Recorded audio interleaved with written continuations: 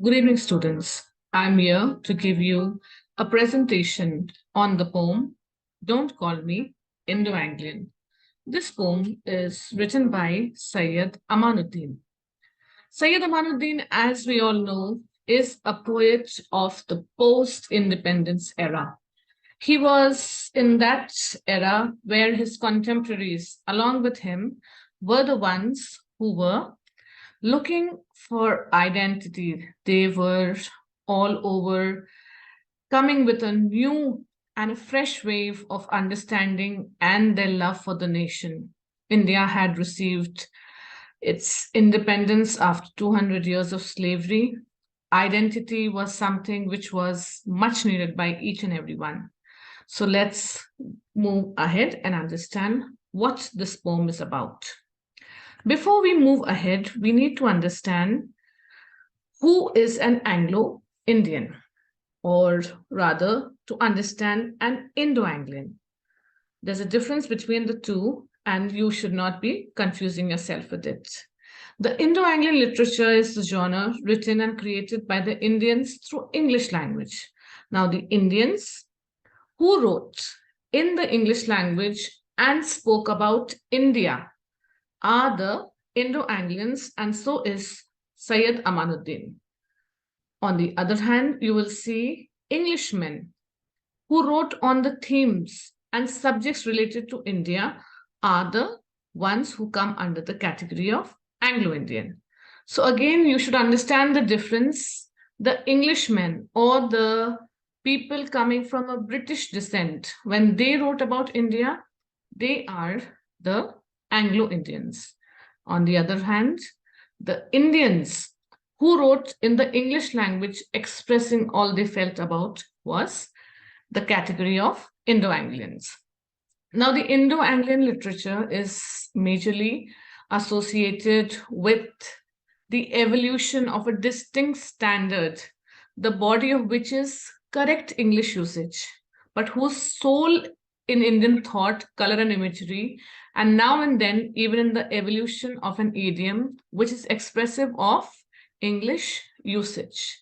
It means more than they expressing in the correct form or the exact form of English language. More than that, the soul of an Indian was something which you could witness in the poems.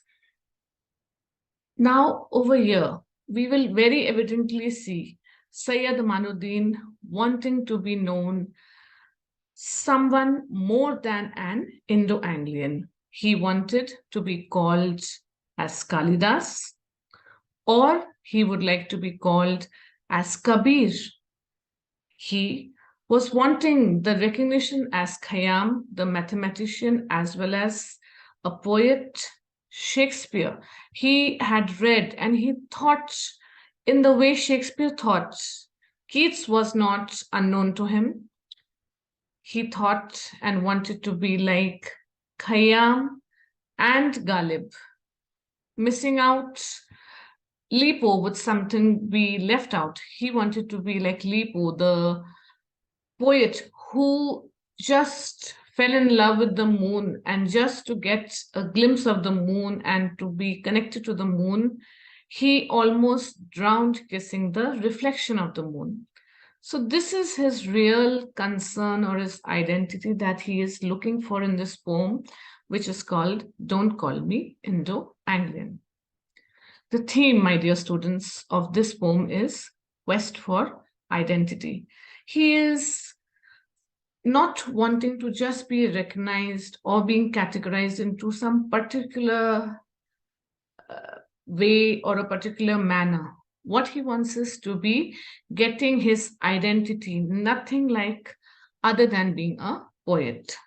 Now, this poem of ours, if you would see, it is again a long poem and it is running into almost 45 lines. And as you can see, and you can go through the lines, you will see that something is really very significant about it is that he does not limit himself to the punctuations. He does not limit himself to the capitalization. Over here, he is trying to speak and demand for his identity as a poet. He says, through his poem, which is in free verse. Now, free verse again it means a poem which does not have a rhythm, it does not have any particular style, it is not limited by any particular rhyme scheme, it is free in expression. As the poet thought it came in his mind, he just expressed and put them into poetic form. He begins, no, I don't want to be a hodgepodge of culture, a confusion of language, a nullity of imagination, an abortive affair between an Indo and an Anglo. Very beautifully, he's trying to say he does not want to be a mixture of culture. Mixture of culture, how does he be categorized in this manner is because, as I told you, he is actually an Indo-Anglian, born in India. He stayed in Mysore. He stayed in the southern part of India. He very much stayed in Karnataka. Then he moved to America. So over here, somehow he feels being an Indian, then moving to America has made a kind of a hodgepodge of his culture. He does not want to be limited knowing the language Kannada, Malayalam, English, Hindi. He does not want to be limited in the confusion of language. He does not want to be just limited in the imagination. He does not want to be categorized either as an Indo, which means an Indian, and an Anglo, which means an American. He does not want all of this to be happening. Then he says, in the next lines. He hates, I hate hyphens, the artificial bridges between artificial values in the name of race and religion. He says that when a word is put and hyphens are the one which bring the divide, they just become like artificial bridges which are trying to connect, but actually they do not connect, but they whole soul show a divide between two. Now, this division over here is not only of language, it is not only of culture, but it is a divide through the hyphen of an identity. He does not know whether he is an Indian, whether he's an American, because he spent his childhood being a small child. He had childhood memories in India. And then when he moved to America, Americans also said he is not an American. So he says that he does not want to be in this category and be under the bondage of race and religion. Then I damn all hyphenated minds, prejudiced offsprings of enlightened souls. I denounce all labels and label markers. I refuse to be a moon rock specimen to be analyzed, labeled, and stored. For a curious, gloomy fellow, and reanalyze, reclassify me for shelving me again. Again, beautiful lines trying to talk about his plight and how he feels. He says that being hyphenated, he being categorized by the people in this manner, but actually he has tried to bring about a lot of change. He has been the kind of person who has been categorized. So he once again pleads and he says that don't make me a moon rock specimen, just like how a rock you get from a particular place, you do a lot of survey and then you specify it and put it in a shelf, and that's what it is. No, he does not want to be limited by this. He does not want to be labeled. He does not want to be stored. And he does not want to just be ended up being shelved in a particular place. He says, I don't know what they mean. Kaveri flows in my veins. Chamundi hills rise in my mind with stars afloat. Eyes of goddess smiling on the slain demon. Vrindavan fountains sing in my soul. Now he's talking. He's saying, I'm an Indian. Yes, I am an Indian because the Kaveri flows in my veins. He has been there living in his childhood in the Kaveri River, which is so much in his uh, being, in his personality. He has enjoyed being an Indian. He gives an example and he says, not only the ocean, but or the river, but he says the Chamundi hills, they are so high, they rise in his mind with stars afloat. Like it's so high that he can always feel that as if he can reach the stars that way. On the other hand, he sees the eyes of goddess Chamundi. She is smiling. He remembers the Brindavan fountains where he can hear all this music. So he is all entangled, or you can say having all those kind of memories. But he says, I'm not tied down to my childhood scene. I have led languages by their ears. I have twisted creeds to force the truth out. I have burnt candles in the caves of prejudice. I have searched in the oceans of being. I have flown across the universe on the wings of my thought. Now, over here he says that I have not been tied up because I have spent so much of my time being in Karnataka, or you can say being in Mysore, having this experience of the Chamundi River. He says he has heard not only one language, but so many languages, and with time, he has proceeded. He has twisted the creeds. He has seen all kinds of people try to get out the truth. He tells that where there was so much of prejudice of language, race, religion, color, all of that he has moved away, that darkness. He has lit candles. Again, the symbol of candles over here proves that it is vast. Caves are huge, caves are big, but still he has tried to put in some hope. I have searched in the oceans of being. Now, again, he's trying to compare. He talks on one point about the ocean. Ocean is not a, a thing which you can say it is small, it is vast, it is large. He has searched to find out an identity. He has flown across the universe on the wings of my thought. Thought can go till whatever limit you say. So he has tried to cover all of that. He means to say he's crossed heights, he's crossed limits, he has gone in all the realms of the earth.